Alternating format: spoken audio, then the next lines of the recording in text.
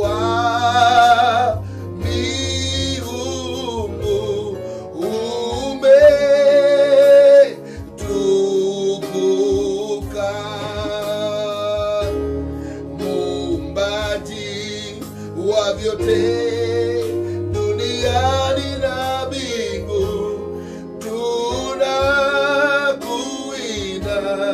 tunakuinamia. We Mungu wa miungu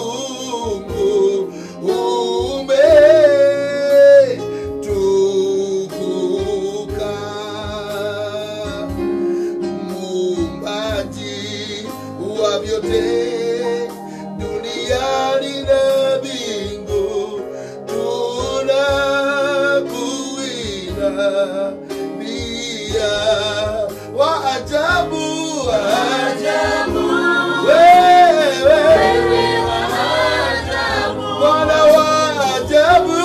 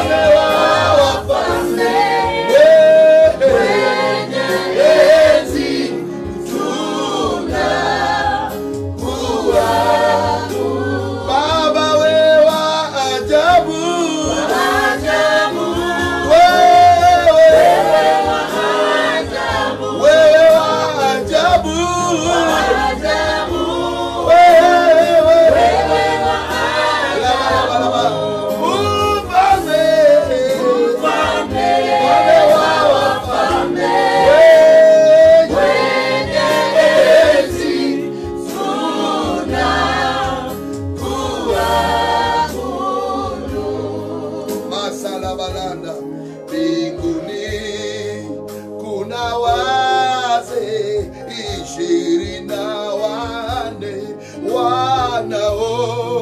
wanaomwabudu Bwana. Mbinguni kuna wazee 24 wanaomwabudu Bwana.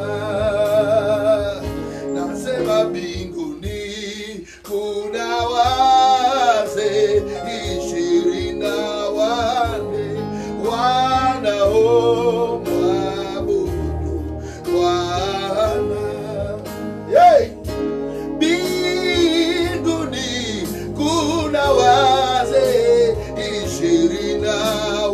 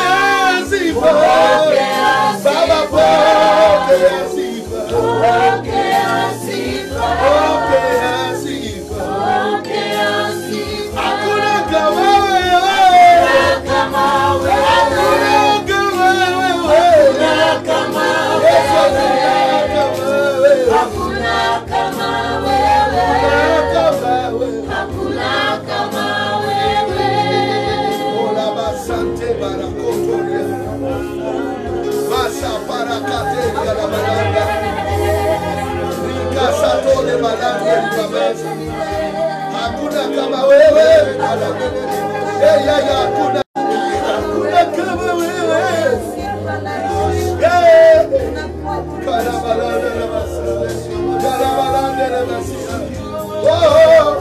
Hakuna kama wewe. Hakuna kama wewe.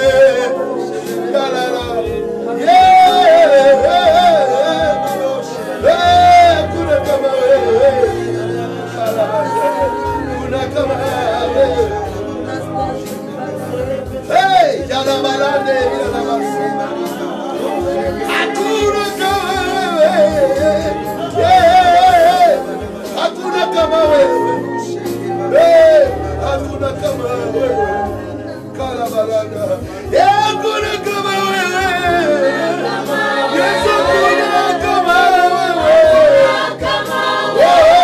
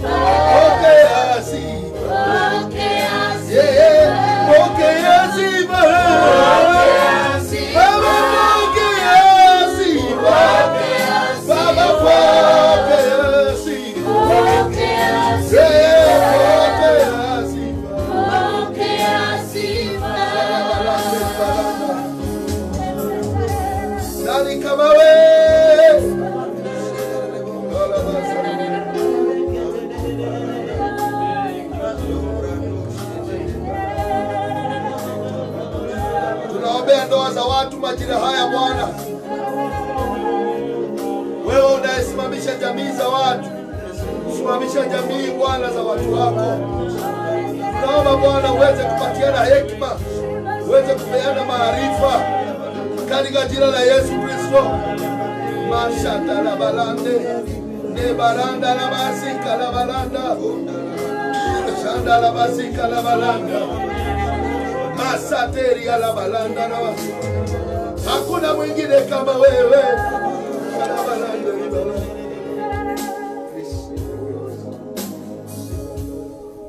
Hallelujah. Welcome to this wonderful Wednesday service. My name is Apostle John J.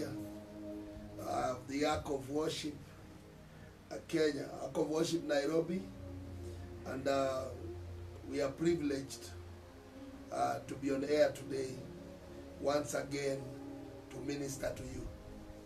And our ministry is called the Ark of Worship. It's in Nairobi. Before God sent me to Nairobi, I was in Kitale for 10 years. And then we left pastor. A pastor who is that's also called Pastor Omondi. He's in Kitale. And by the grace of God today, we are privileged to minister to you on air again. And we want to speak today on a different topic. Tumekuwa tukiongea kuhusu maombi. And then the Lord gave me a leading into speaking about family and marriage. And in these trying times, we hear of chaos. Tunasikia mambo yakifanyika katika ndoa ambazo zinashangaza, vioja na sarakasi ambazo zinaendelea kwa ndoa. Na inabidi wakati mwingine turejelee Mungu alikuwa na malengo gani katika ndoa. Mungu alikuwa na shabaha gani? Because hata watoto wetu wanastahili kujifunza hayo. Maana Mungu ukimwacha kwa stage atakaa mpaka siku ile utarudi. Kule umemwachia. Hata ukimwacha kwa ndoa uende 15 years, utakuja tu mpate pale ulimwacha. So ni mzuri sana kurejelea one army commander wa Roman army, siku moja aliamka asubuhi akaombea jeshi walipokuwa wanaenda vita. Alipoomba akaomba akasema, God, I believe you are with us in this battle, and as we go, give us victory. Na wanajeshi, because wakati wa vita watu huomba na wanaamini maombi, they shouted the loudest amen. So walipoenda kwa vita, then wakapigwa sana. Wakuwa wamepigwa sana vita, one of the soldiers akauliza the commander who prayed in the morning, are you sure that God is on our side in this battle? Because the battle was too intense, na watu walikuwa wamejificha wakitoroka wakiretreat. This general wa army akamwambia, I am not really wondering if we are on the side of God, not if God is on our side, because sometimes it is us being on the side of God. Mara nyingi watu wengi wasema God, or if God be on our side. Sometimes it is good to know that the majority wakifail, God does not join the majority because everybody is there. That's why God anaokoa one family in Sodom and all the other family perishes. So we want to learn it from the beginning ya kwamba God akona standards amedeclares a family. Na tukitwist standard ya family, we suffer repercussions ya our own modification ya ndoa. Modification zetu. Nimeona watu siku hizi wamefika mahali mpaka wanafikiria kuunda wanadamu. Na wakiunda mwanadamu hafanani ule Mungu ameunda. Maana Mungu hata tukitengeza ndoa, tuitengeneze tuipake rangi, haitafanana ile kitu alikuwa anakusudia. So inabidi turejelee, tuangalie wrong foundation in marriage. Because kuna watu tumezaliwa hatujaolewa bado hatujaoa. The earlier we know the better. Because kuna signs, kuna symptoms ya faulty foundation kwa marriage. Kuna sign inaweza onekana, unaweza kuiona vizuri ukiwa wise. Unajua signs to the educated about signs mean a lot. Lakini mtu hajafunzwa ana ignore signs. Unaona siku moja nilikuwa Afrika Kusini, and then I discovered watu wameheshimu sana sign ya stop sign kwa barabara, sign ya zebra crossing sign, hizo signs. Nikaambia huyo jamaa, Kenya kwetu mara nyingi huwa tunapita tu. Akaniambia hapana, ni vile watu hawajakuwa educated sana kuihusu. Wakisoma kwa driving school wanawachia hapo. Wale wamekuwa educated mpaka ikifika kwa stop, whether kuna kitu ama hakuna unasimama. Because once umefunzwa kitu, unaweza kuitilia maanani sana.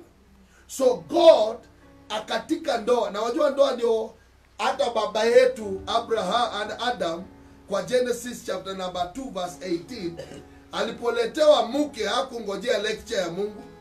Hakungojea afundishwe, alianza bones of my bones, flesh of my flesh. Kama kuna kitu watu hujifanya wajuaji kwayo ni ndoa. Alipoletewa mke angengojea lecture. Baada ya muda anarudi kulaumu Mungu kwa ule mke alileta.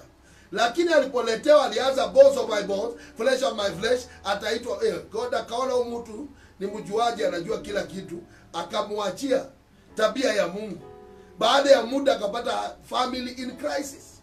So inabidi once in a while we come back to God's original idea. But today nataka tu kuongea kwa muda kidogo kuhusu signs zenye mtu anaweza kuona ajue marriage ni faulty. Ukisoma Ezekiel chapter number 16, Ezekiel 16 verse number 44, inasema hivi, behold, everyone that uses proverbs shall use this proverb against thee, saying, as is the mother, so is her daughter. Thou art thy mother's daughter, that loatheth or despiseth a husband, and her children,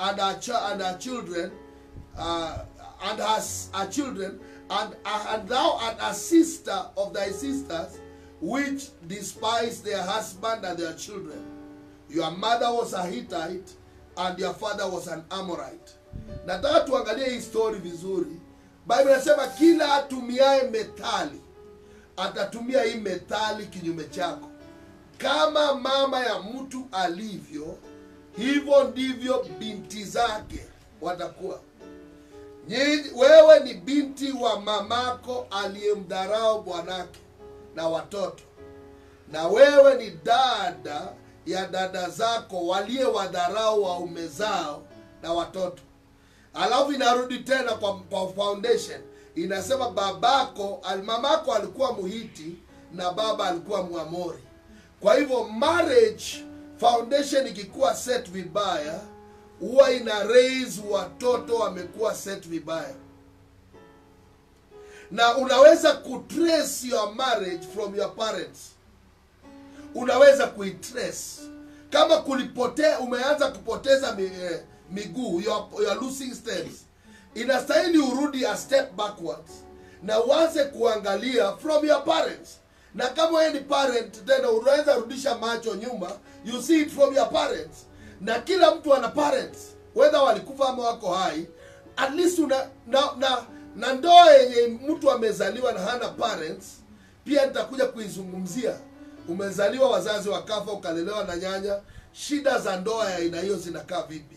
Umezaliwa ukalelewa na single mother, of which we respect them highly. They are doing a great job. Sometimes ndoa huwa high work ya watu fulani na inabidi wawe hivyo.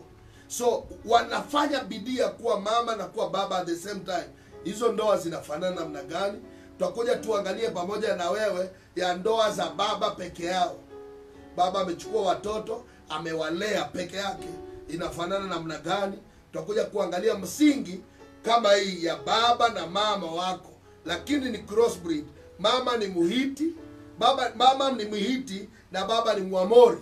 Because hapa hii culture ya disrespect, culture ya kudespise ina msingi. Na Bible inarudisha kwa verse 1, inatupea brief story. Inatupea story Ezekiel chapter 16 verse number 1. Maana inarudisha kwa foundation. Inasema, again the word of the Lord came unto me saying, Son of man, curse Jerusalem. So automatically ukitaja jina Jerusalem kwa Bible, unaweza kuona makosa mingi hata za kiroho Jerusalem walifanya. Jerusalem Yesu alipita hawakujua majira yao. Because walizaliwa hawako spiritually sensitive. Umewahi kukutana na mtu mwenye si wa kiroho, yeye anakuambia mimi ni wa reasoning, mimi nafanyanga vitu za akili, kenye ina make sense ndio nafanya. I want to tell you ya kwamba that's a condition. Hata roho wa Mungu anaweza shuka kwa kanisa na uone kajamaa kamoja kamesimama kanaangalia wengine wakiwa wamepepetwa na roho wa Bwana, wameangushwa chini, wanaongea kwa ndimi. Lakini kuna mmoja hajajazwa, kuna watano hawajajazwa. Hamuni kama Mungu hajawaguza. Ni condition ya rohoni. So Jerusalemi ni wale watu, hata Jerusalem Yesu alipopita hawakurealize time ya kutembelewa kwao. So Bible inaturudisha years back. Inasema Jerusalem ijulishwe her abomination. Automatically kulikuwa na dhambi iliyofanyika wakati wa kuzaliwa kwa Jerusalem. Na Bible inasema, that says the Lord God unto Jerusalem, thy birth and thy nativity is the land of Canaan. Unajua Canaan ndiko mjukuu wa Noah alienda kuishi. Mjukuu aliyelaaniwa na Noah, mtoto wa Ham, kwa Genesis chapter 9. Wakati Noah alivua nguo akabaki tupu, akaamuka baada ya ulevi akalevuka, alaani Canaan. So anajaribu kusema hawa watu wanaitwa Jerusalemi walizaliwa mahali pamelaaniwa. Kwa hivyo laana inaweza tengeneza matandiko ya ndoa mbaya. Yes. Baraka inaweza tengeneza matandiko ya ndoa mzuri. Powerful. Now you are getting it. Because Genesis chapter 1 verse 28, kabla Mungu hajaambia mwanadamu na mke na mume endeni nyumbani mzae muwe na watoto, Bible inasema and God blessed them. Kumaanisha blessing ndio glue inashikanisha marriage. Hallelujah. Mungu akawabariki.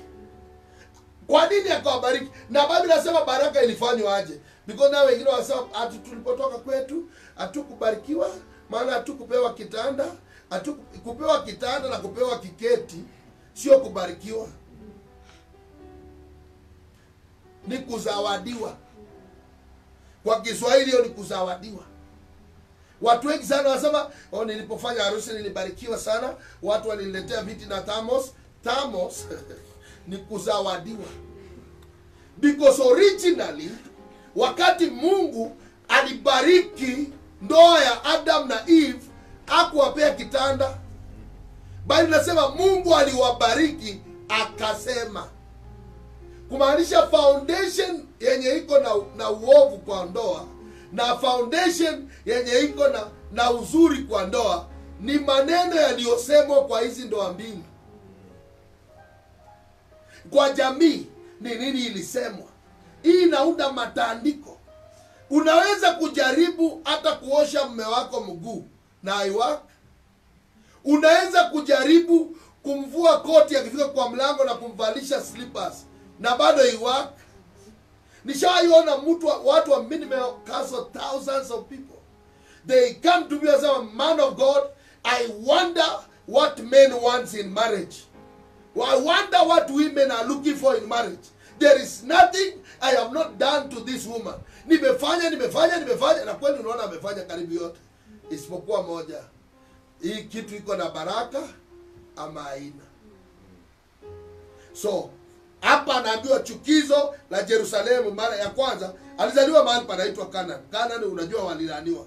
Na Bible inasema thy father was an Amorite and thy mother was a Hittite. Na alafu hapo rights za kuzaliwa. Anasema ulipozaliwa the following haikufanywa.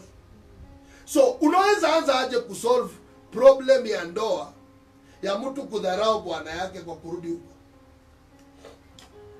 Sasa leo mtu akuja aniambie man of God, mzee yangu siku hizi ananiita majina mbaya. Alafu nimuulize ulizaliwa aje? Utashangaa, nini man of God? Mimi nasema Jogu ananiongelesha mbaya kila jioni, nasikiri kwa nini? Ulizaliwa aje? Wapi? Baba na mama ni nani? Because vita vingine watu wanapigana leo si vita vipya, ni vya zamani. Vimekuta watu wapya. Na nataka kupeleka pole ili nihakikishe nikimaliza hii section ya kwanza alafu tuende ya pili ukuwa umeshika foundation. Because kuna mambo kwa Biblia ukianza kusoma inaweza kukufunza mambo mengi. Watu zamani walioa kwa nini? Na watu wa sasa wanaoa kwa nini? Unajua kuna watu huwa wanaoa. Acha nikuonyeshe kidogo. Huyu dada ambaye amezaliwa kwa Mhiti na Muamori, I like verse 7 kile inasema. And I have caused thee to multiply as a birds of the field. And thou hast increased and waxed great. And thou hast come to excellent ornaments. Thy breasts are fashioned, and thy hair is grown. Whereas thou was naked and bare. I wish ningepata cha Kiswahili. Bible inasema vizuri ya kwamba Mungu akasababisha, ingawa Yerusalemu amezaliwa kwa foundation mbaya, akamuosha, akamuhurumia. Hakuna mtu anamuhurumia. Kwa hivyo hata kuhurumiwa kwa ndoa ni kitu ambaye na ama kutohurumiwa. Ukiona mzee yako anakupiga na stool kwa kichwa na unaona anataka kurudia ya pili ukatoroka, ni mzuri ujiulize kwa nini hata huruma hana. Hii inaweza kuwa traced from the foundation. Mtu yoyote akikusaidia akikupea kazi lazima atake kulala nawe. Hii inaweza kuwa traced kwa foundation. Mtu yoyote mwanaume mdada akikupea lift kwa barabara anataka umuoe, hii inaweza kuwa traced from a foundation. everything kwa hii dunia, nothing happens without a reason. Ukikuta mtu mwenye unaambianga you are lucky, it's because we don't know why things happen to them. That's why we tell people you are lucky. There is nothing like lucky. Hakuna kitu kama bahati mzuri. Oh, hallelujah. Na hakuna kitu kama bahati mbaya. Kila bahati iko na msukumo nyuma. Hata mtu akifa leo ameuawa na roho ya kifo. Hiyo ndio, whether amekufia juu ya mti, ama ndani ya maji, ama na corona, ama na kipindupindu, ama na diarrhea, ama ameuawa na watu mob justice. The spirit of death is not innocent. So there has to, you have to know that. Ukikuta mtu amekupea kitu, lazima ujiulize kwa nini? Lazima ama amekunyima. So in marriage ukikosa huruma, inastahili to trace hii maneno, na nikifunza kidogo utaelewa. Bwana Yesu asifiwe. Bali nasema ya kwamba wakati unaona vita vingine unatakala kutrace vilianza wakati gani? Because ya huyu inasemekana alipobalehe akaota matiti, na baada ya hapo nywele zingine zikaanza kumea. Bible inasema hivyo verse 7. Baada ya hapo sasa vita vikaanza. She was bare and naked. What nakedness is the Bible talking about here? Because automatically hawezi kuwa umeota matiti, uko na neema, Mungu amekubadilisha, umekuwa mwanamke mzima, then unatembea uchi barabarani. Inawezekana in the spirit, that thing that covers people, that makes people respected, was not there. So because it was not there, God anasema whereas you were naked and you are bare. So foundation ya marriage inaanza hapa, wacha nikuoneshe kitu fulani. Because marriage unaweza kuona walioipika waliipika namna gani. Because kwa jamii ndio ndoa zinapikiwa. Wacha nikuonyesha watu wenye marriage yao ileta shida kwa Bible, na nikuonyesha vile ilitokea kidogo. Kuna mtu anaitwa Joseph. Joseph kwa Bible alioa mtu anaitwa Asena. In Genesis chapter 41 verse 45, wakati Joseph ali-explain mambo ya rohoni, mfalme aliangalia Joseph akasema natatoa wapi mtu kama huyu ambaye roho wa Mungu ako ndani yake, na akamzawadi mke. Joseph hakuoa tu ati alitaka mke, alifanya mambo ya kiroho aka-explain. Wakati alimaliza kuongea mambo ya mazito ya rohoni, akaonekana na wisdom, mfalme akamzawadi bibi. From there tumewahi kusikia Joseph tena akiona vitu ya kiroho. Taa ya Joseph ilizimia hapo. Kuna mtu kwa Bible anaitwa Samson. Samson kwa Judges chapter 14 kuanzia verse 1. Judges chapter 14 from verse 1. Samson alipenda mwanamke Mfilisti. Judges chapter 14. Bible inasema, and Samson went down to Timnah and saw a woman in Timnah of the daughters of the Philistine. So when you marry, it is important to know whose daughter are you marrying, whose son are you getting married to. Because kama kuna kitu inafanya mtu arithi mazuri na mabaya, ni ndoa. Hallelujah church. Inaweza fanya urithi mema, maana yote anapata mke, amepata kitu chema, na anapokea kibali kutoka kwa Mungu. Na pia yoyote because kuna watu kwa Bible kama Abraham. Abraham alitoa bibi kwa mahali kuna uganga. Abraham akapigana na utasa maisha yake a very long period of time. Watoto ya Abraham Isaac akaenda akaoa mke mtasa, akapigana na utasa. Na utasa si ati mbaya, Mungu anafunguaga tu. Mimi nimeombea watu wengi walio na shida ya utasa, lakini mpaka mtu achunguze utasa imetoka wapi. Because utasa ni message. Mungu kuna vitu ameweka kwa hii dunia ni message. Ukikosa pesa sana, ni message, ni sign. Nini ilifanywa kinyume na pesa? Ukikosa kupendeka sana, kibali, ukataliwe sana, hiyo kukataliwa ni message. Iko na kitu inakuambia. For example, zamani tulikuwa tunafundishwa kwa shule, marasmus ilikuwa ugonjwa ya kuonesha umelaki nini? Kwa shioko. Ungetokea na kwa shioko, wanakuambia umekula a lot of carbohydrates, lakini umekosa the other vitamins and whatever. Ama ni gani? Sini deficiency ya carbohydrates. Ungekutana mtu wako na shida ya nini? Ya rickets. Wanakuambia vitamin D hakupelekwa kwa jua, na rickets ina BF tofauti na kwa shioko. So ukikuta mtu kwa hii dunia hana kibali, it's a condition. It's a condition. Ukikuta mtu kwa hii dunia kila siku anapiga bibi yake jioni, it's a condition. Lazima iangaliwe hii condition nini imeileta. Because Mungu hakukuumba wewe ni mpigi wa wanawake. No. It's a condition. Mungu hakuumba mtu hii dunia kazi yake ni kuoa miaka 5 bibi anaenda, miaka 10 bibi anaenda. No, ama kuolewa miaka 3 mzee anaenda. Mungu hakuumba mtu hivyo. It's a condition that must be searched through scripture. So mtu anaitwa Samson akaamua kwenda kuoa Timna, of the daughters of the Philistines. Everything that the Bible says iko na meaning. Na Bible inasema nini? And he came up and told his father, verse 2, Judges 14.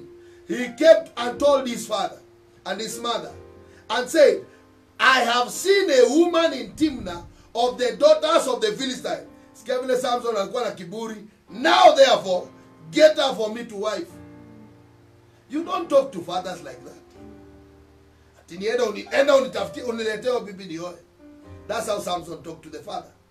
But verse number 3 nasema, then his father and his mother said unto him, is there never a woman among the daughters of thy brethren, or among all my people, that thou hast to take a wife from the uncircumcised Philistine?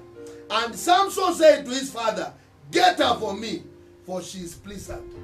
Watu wengi kwa ndoa wakienda kuoa na kuoana, kitu wao wanafanya bora amefurahisha macho.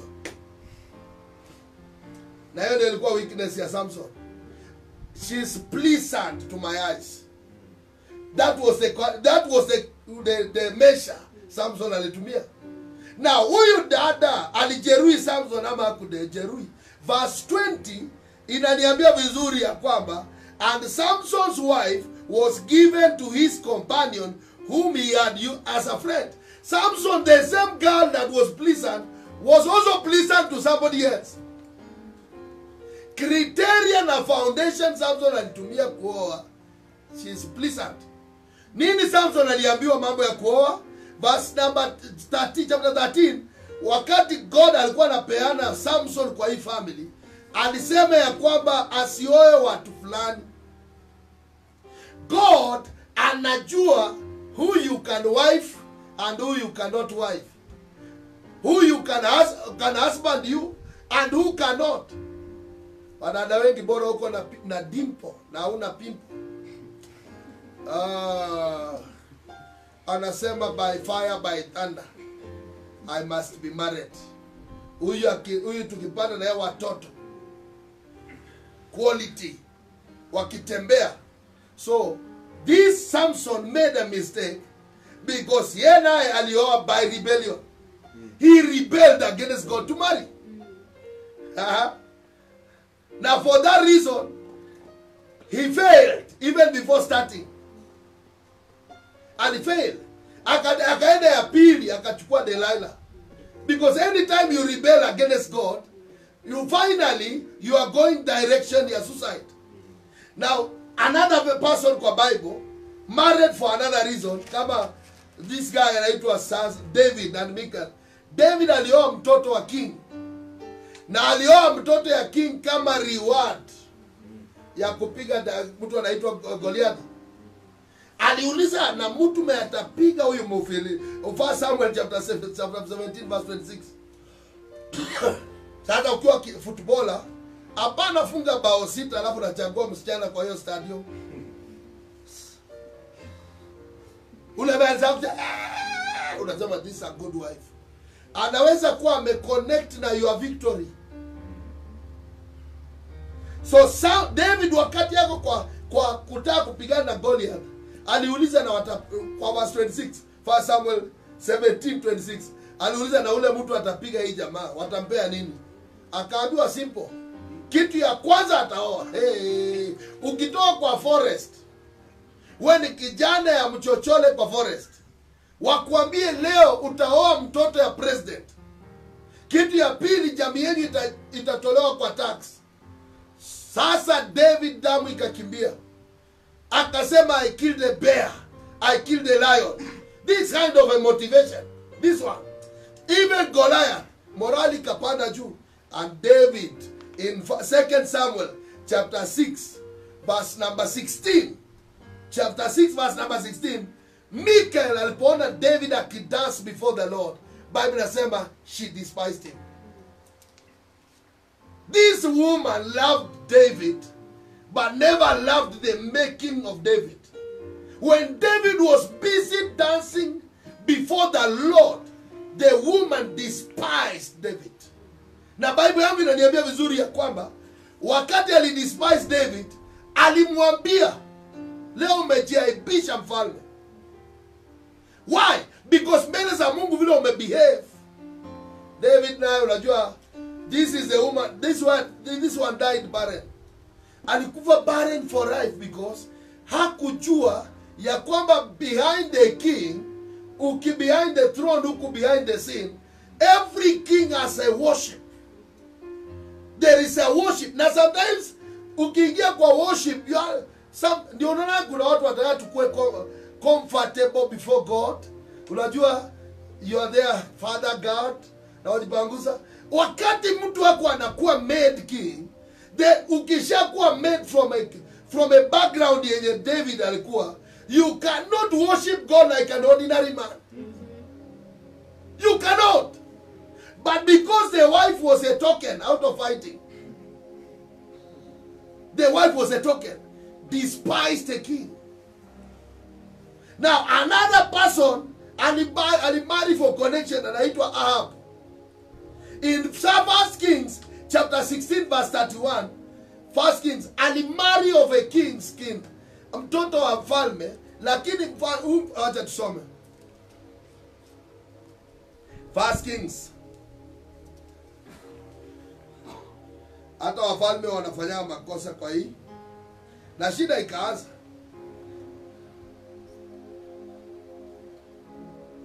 And it came to pass, 1 Kings 16:31, as if it had been light for him to walk in the sin of Jeroboam the son of Nebat, he took wife Jezebel, the daughter of Ithbal, king of Zidonian, and went and served Baal and worshipped. How did he worship? He worshipped when he was connecting, I must marry a king's daughter because I am a king. So for that reason went, and sometimes people marry for connection. Hallelujah. Hey. Hata watu wengi wanaundaga watoto yao na foundation hiyo. Olewa kwa nyumba ya fulani, tusaidike. Na kweli inakuwa kasaka trade fulani, na mtu anachora na anaolewa kwa family ama kuoa, because ilikuwa hesabu inaundwa ya connection. So Ahab and Jezebel, ukisoma story ya Jezebel went and took over even the kings, the palace. Ukisoma chapter 19 of 1 Kings verse 1 and 2, wakati Elijah destroyed the prophets of Baal, the king alienda to report to the wife, and the prophet ran away. Because the wife was more terrible than the king. Wakati Naboth alikataa kuuza shamba, chapter 20 verse 5 of 1 Kings, Jezebel alimuuliza unalia nini? Naboth, siwe relax hapa nikuletee shamba. Alienda akatoa life ya Naboth. This was a kind of wife he married for connection. Sometimes people marry for connections. They marry for connection. Kuna mtu kama Jacob alifanya kazi, mnajua. Alifanya 7 ya kwanza akapewa Lea. Ni mariwadi, yani mshahara, alipewa mshahara. Akafanya ya pili akaitwa Rachel, akaoa. Alafu akamuoesha house girls. Alikuwa anafanya kazi, akamari kupata mshahara. Akatumia 14 years kuoa. Na nyinyi mnajua hiyo story. Was this man Jacob a man of God? Yes. Foundation ya Jacob ilikuwa kuna kitu ana levelize mshahara yake. Akapewa bibi ya kwanza, akaambiwa fanya 7 years. Akapewa ya pili. Lea alikuwa na macho dini. Rachel alikuwa anabeba gold ya baba yake. A man of God akajiingisha kwa shida. In fact, Rachel died prematurely. Unajua story. Akijifungua mtoto wa pili akamuita Beno, anaitwa Benjamin. Because kitu unafanya unapotoka kwa will ya God, time will tell you that you are on a wrong road. Time. Now sometimes you can look right at the beginning. But time. So foundations za marriage ni mzuri kuwa revisited. Na kuziangalia carefully. Zamani mtu alikuwa akitaka kuoa, wanamwambia apeleke mke nyumbani. Wamkagulie na wazee waangalie family, waangalie background, waangalie connection. Kuna siku nilimsikiza one great man of God saying ya kwamba ni mzuri kuchunguza mchanga. Kwa geography na kwa agriculture, wakati unataka kufanya ukulima wa hali ya juu, kuna kitu inaitwa topographical analysis. Una sample mchanga, unaangalia mchanga ni aina gani kabla hujaleta mbegu. Because ukweli imekuja kugundulika ya kwamba sometimes unaweza kuwa na mbegu mzuri iharibiwe na mchanga. Sometimes unaweza kuwa na mchanga mzuri iharibiwe na mbegu. Ndio maana wisdom ya Mungu anataka watu wawe na wisdom. Sometimes the seed the ground can kill the seed. And sometimes the seed can underperform in the quality ground. So God yako na balance. That's why Bible inasema vizuri. God anasema wakati inafika ya kuoa, mtu aulize wisdom. Na uzuri ya Mungu ni kwamba hata kwa ndoa yenye haiwaki kama ya Jacob na Lea, hapo ndiye ametoa wafalme. Hiyo ndio uzuri ya God. Hata kwa hiyo yenye ilikuwa inaonekana sadi ya fix, aliodanganywa akajikuta hapo. Mungu anajua somehow wakati mtu anajiweka vizuri na altar, God can handpick a seed from that will humble the nation. Do you know that Leah ndiye alizaa watoto wenye leo tunajua? Judah wale wamezaa kings, Levi wale wamezaa Leviticals, wale wanakaa kwa altar. Wametoa kwa Leah. Because you can fix problems in your marriage after you know the source of the problem. Sometimes kuna siku nikutana na jamaa mmoja daktari, mtu fulani alikuwa amefura mguu. Akaniambia huyu tunataka tuangalie tumbo. I was confused. Umefura mguu wanaangalia tumbo. Because ndoa iko na hiyo mix. Unaweza fura mguu na shida iko wapi? Kwa tumbo. Utaishi ukitibu mguu, lakini wale wana ujuzi wanaangalia tumbo. So there are times hallelujah. There are times kuna shida kwa kitchen, lakini hiyo shida imetoka bedroom. Sometimes kuna shida kwa bedroom, lakini hiyo shida imetoka town. Umekuja mkono bure, ikaonekana reflection yake bedroom. Ukitaka kufix kwa bedroom, lazima ufix kwa soko. Sometimes Inaweza kuwa umetoka hallelujah. Do you know that kukosa chakula inaweza manifest kwa bedroom? Do you know that kukosa rent inaweza manifest? Do you know ya kwamba kufail kwa bedroom inaweza onekana church? Mimi ni pastor, lakini unaweza fail nyumbani ionekane kwa altar. So you have to know marriage in behaviors. Unaweza pata headache because ulikula kitu mbaya.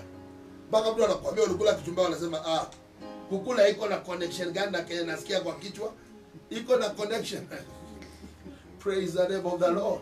Hallelujah. Na ndio maana marriage inatesaga watu sana wasipokuwa na hekima. Unaweza kuanza kutreat kitchen. Na shida haiko huko. Ndio unaona leo inaweza tesa presidents, inaweza tesa prophets, inaweza tesa bishops, inaweza tesa wanasheria, inaweza tesa soja na filimbi na rungu. Ndoa inaweza kumtesa because shida ikitokea kwa miguu, anaenda kwa miguu na kumbe shida iko kwa tumbo. Kichwa ikiuma, anaenda kwa kichwa. Na hiyo ndio kitu inasumbua kwa ndoa, because where the problem manifest is not where the problem is. Hallelujah. Zamani tulikuwa tunawinda ndege fulani watu wa western wanaita isindu. Ika ndege kakuwa kapandi juu ya mti, kanaingia kwa nyasi. Na hiyo ndege mahali imeingilia kwa nyasi, ukidai hivyo hapo hakuna hapo. Sasa tuliishi, umeona mpaka mahali imeingia. Ukiruka kumbe kalitembea, unakaonea tena kameenda tena, mnafuata mbio. So tulikuwa tunawinda, I'm telling you, tuliwinda hiyo ndege, tukawinda. Mpaka leo sina historia ya kuishika. Kuna vitu zingine nimeshika, lakini kwa sababu ya sijui ni mutation au inaitwaje, change ina change game. So sometimes ndio inakuwa kitu kama hiyo. Unaguza masikio, kumbe shida ya sikio imetokea kwa jino. Na watu wengi sana in marriage, they are feeling that behavior. It's like, I remember one day I was watching a certain movie in Nigeria, and the guy went to church and he was praying, Father, tell me, how did you create my wife? That was a prayer. Tell me, Lord, how did you create her? Because the complexity of the matter. Now, by the God, nae wiring zetu wote ameziunda different. Sometimes hata tukikaa pamoja tuanze kuongea, language ya ladies sio language ya men. Men wanasemanga white ni white, blue ni blue, red ni red. Women huwa wanasema red ni karibu pink. So ukienda kwa pink unapoteza color, because they wanaongea kama Mungu. Mungu anaweza kuambia nimekupea Kitale, mpaka wanasema thank you Father. Kumbe iko na gharama. God huwa anaongea hivyo. Nimekupea Kitale, Apostle John J. Nimekupea Nairobi, chukua ndio hiyo. Mpaka unasema Baba mwenyewe akaniambia. Kumbe God anaongeanga in circles. Ukizunguka hivi, ukienda the other side, unagundua Kenya amesema ni ukweli, lakini hakukuonyesha hii gharama. Na ndio maana wana wa Israeli walikuja wakiimba, wakielekea Kanani, tunaelekea Kanani, tunaelekea walifikiri kesho asubuhi, tunaelekea 40 years, wakaanza kulalamika. Mwenye aliwaongelesha anaongeanga in circles. So nakuja kupeleka watu pole pole. We shall solve the problem. Take it easy. Praise the name of the Lord. Na unajua hiyo nimekuja kudiscover, iko wanadamu wamestudy kuhusu nyoka. Mpaka anakaa na nyoka na haiwezi muuma. Mamba, niliona jamaa mmoja mpaka anaingisha kichwa kwa mamba hivi, anatoa. Mpaka nikajuza hii mamba ni ya kuchorwa. Nikaona imefunga mdomo.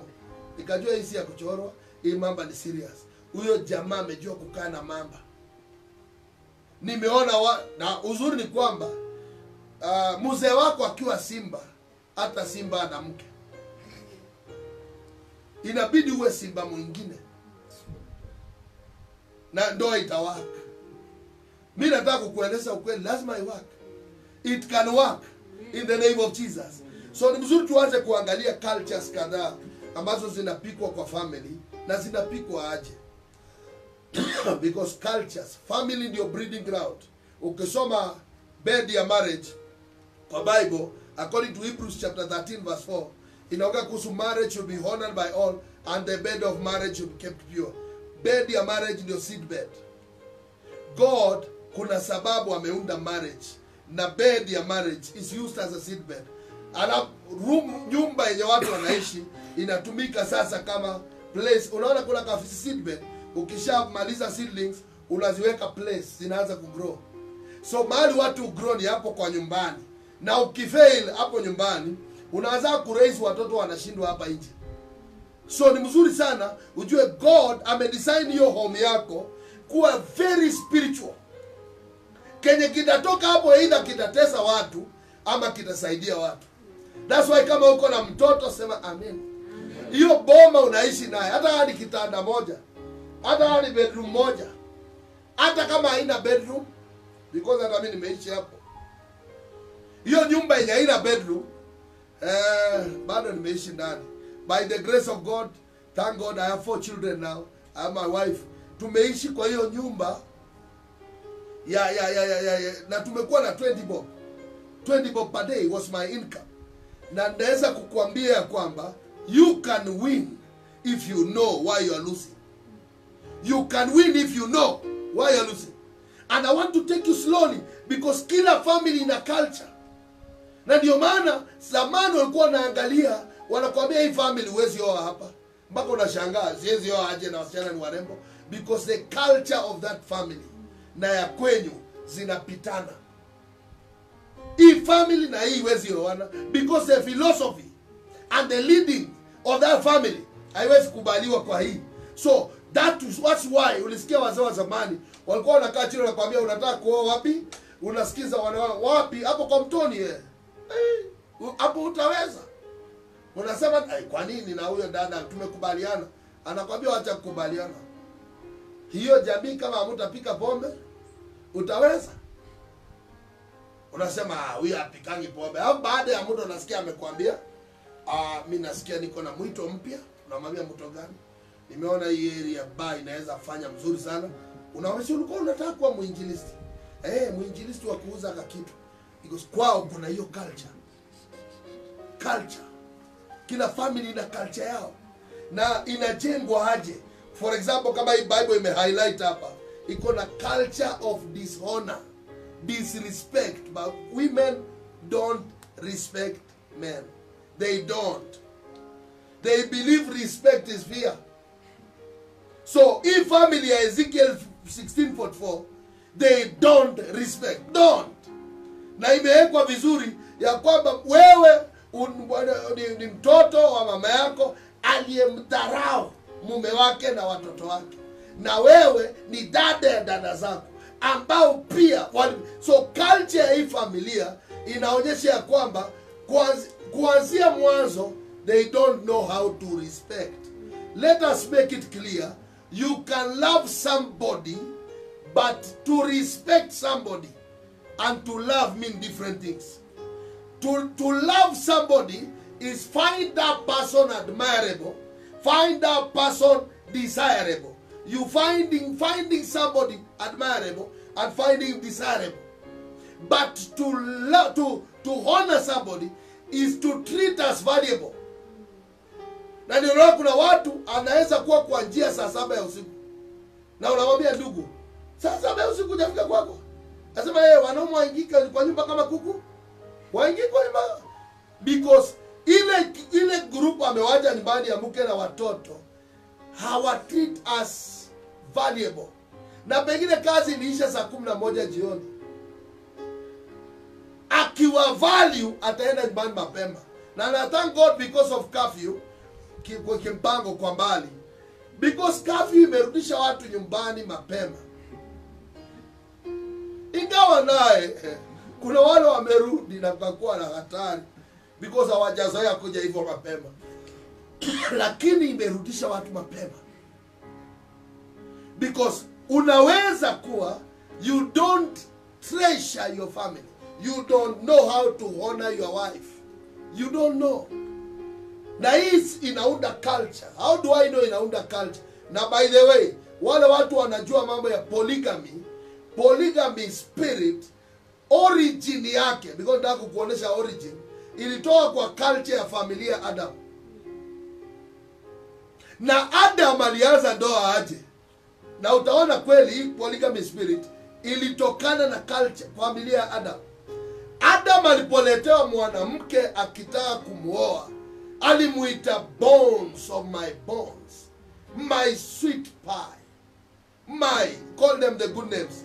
Alafu baada ya muda, kwa Genesis chapter number 3 verse 7, Adam, the same mouth yenye limuita my wife, bones of my bones, flesh of my flesh, akasema this woman.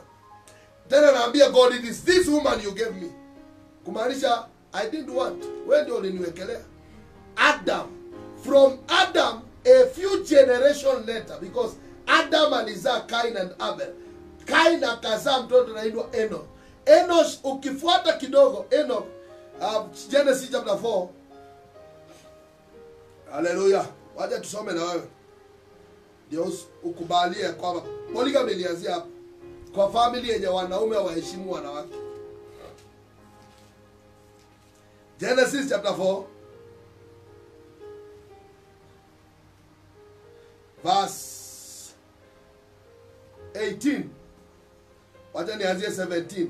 And Cain knew his wife, and conceived and bare Enoch, and builded a city, and called the name of the city, his son's name Enoch. And unto Enoch was firstborn Irad.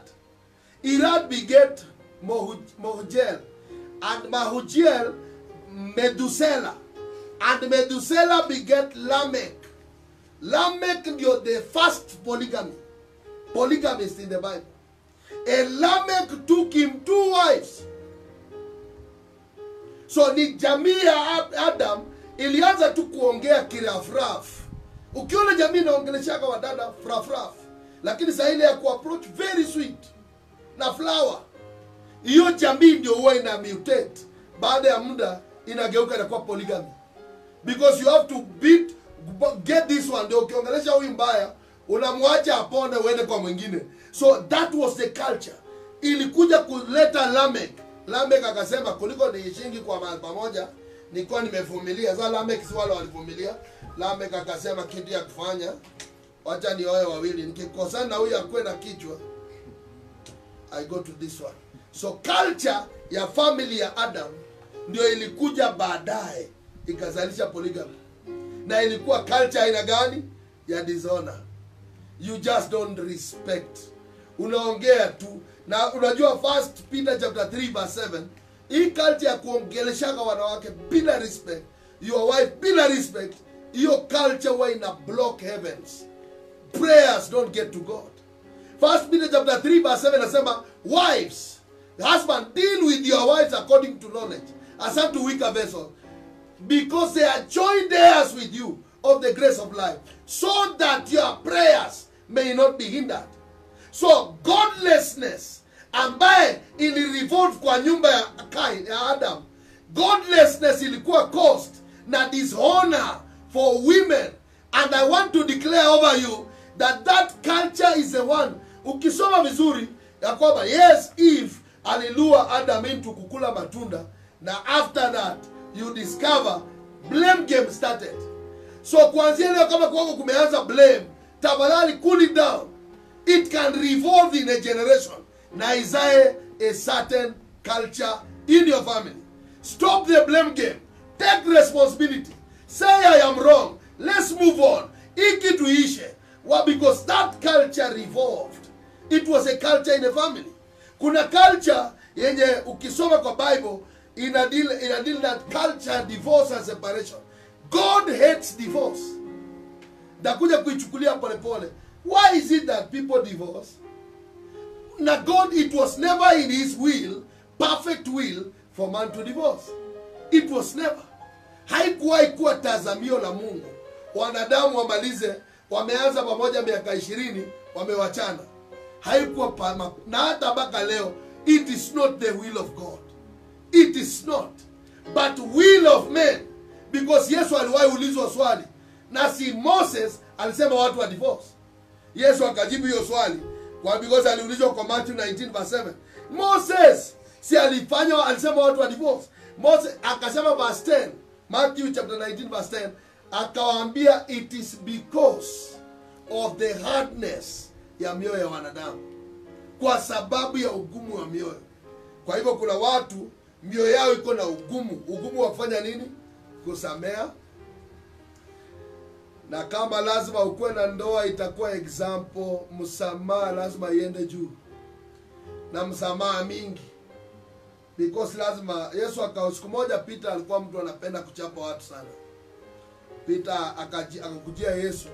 Akamwambia ndugu yangu akinikosea nimsamehe mara ngapi? 7? Yesu akaona tu kweli Peter atahesabu. Fulani hiyo ni 1. Fulani hiyo ni 2. Yesu akajua Peter vile ameuliza mambo ya mara 7. Anajua kuweka record atahesabu. Na wajua Peter ndiye alikuwa mtu mwenye alikata hata masikio ya askari. Peter hakuwa mtu ya kucheza. So Yesu akamwambia haya, basi fanya hivi. 70 times 7 in a day.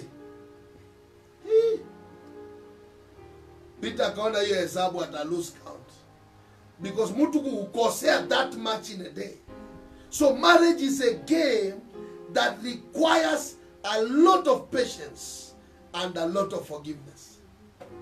Na ndio maana leo naombea watu wako hewani ya kwamba roho ya msamaha ingie katika hii jamii.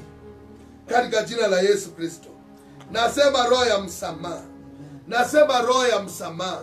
Wakati huu mgumu wa kiangazi na njaa, wakati huu mgumu wa COVID-19, Bwana naomba msamaha. Tunakataa kuona watu wakiuana kwa ndoa. Katika jina la Yesu Kristo. Ninatangaza baraka za kitume katika ndoa za kila mmoja ananisikiza. Bwana waachilia neema juu ya watu wako ya kukaa pamoja katika jina la Yesu. Tulisema Psalms 133 verse 1 ya kwamba see how good and how pleasant it is for brothers to live together in harmony. It's like a precious oil upon the head, flowing down upon the beards, unto the garments and Aaron. There you command a blessing. Lord, I declare unity in every family. In the mighty name of Jesus. You that know how to bind with the cords of love. Lord, I pray that that will happen in our families.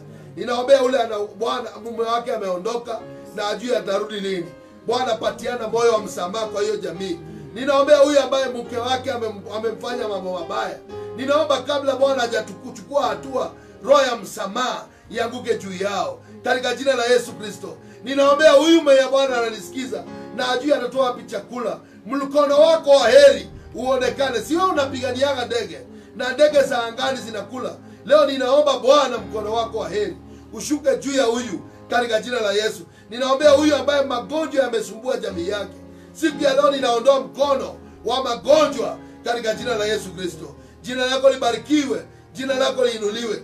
Asante kwa uponyaji Bwana. Sinaombea huyu mwenye yako na ugonjwa na amefika mahali anashindwa kama atapona. Leo ninaomba mkono wako umnyanyue kutoka kwa kitanda. Si ninaombea wazee wapate kazi.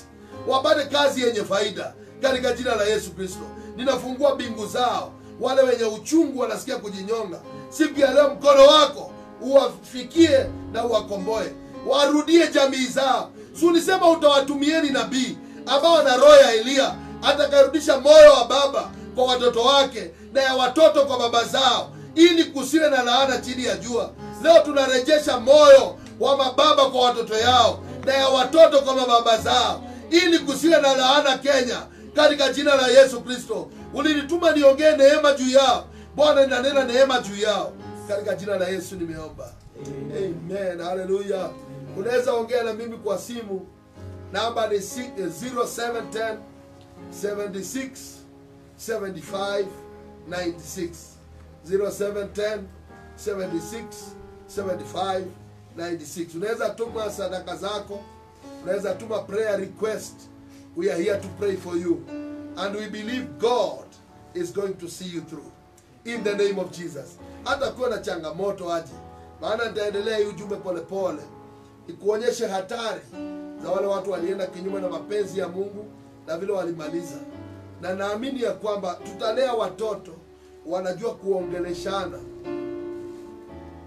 haswa sana kuongelesha, because familia ya Adam ilipokuwa na arrogance, Kain anauliza Mungu, am I my brother's keeper? Careless talkers. That carelessness spilled to the family, build a culture. So when you are talking to your children, talk with respect. Teach them to talk to each other with respect, because every family huwa ina build a culture ambayo ina build a generation. I pray for you in the name of Jesus. Kwanzia leo naomba ugeushe family zetu zimrudie Mungu. Na mimi nakwambia, because hiyo responsibility ya kila baba yoyote amepewa mamlaka na Mungu wa kuchagua Mungu ambaye jamii itaabudu.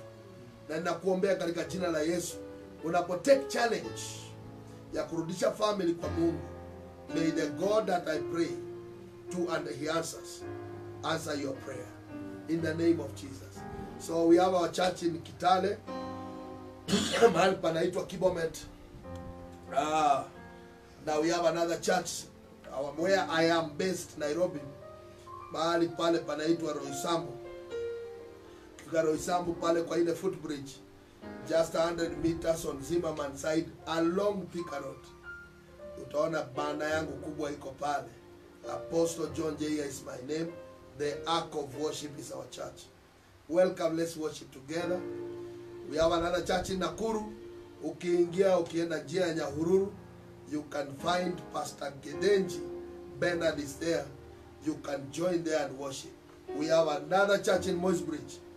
Right to Kifika Moisbridge, mbele ya police station kidogo, ukiangalia on your left or on your right. On your left kuna place inauzwa soda, depot ya Coca-Cola. We have our son there, Pastor Matthew. You can join this ministry if you are anywhere near. And if you are not there, look for a Bible-believing church and join it. May the Lord bless you so very much. We are praying for you.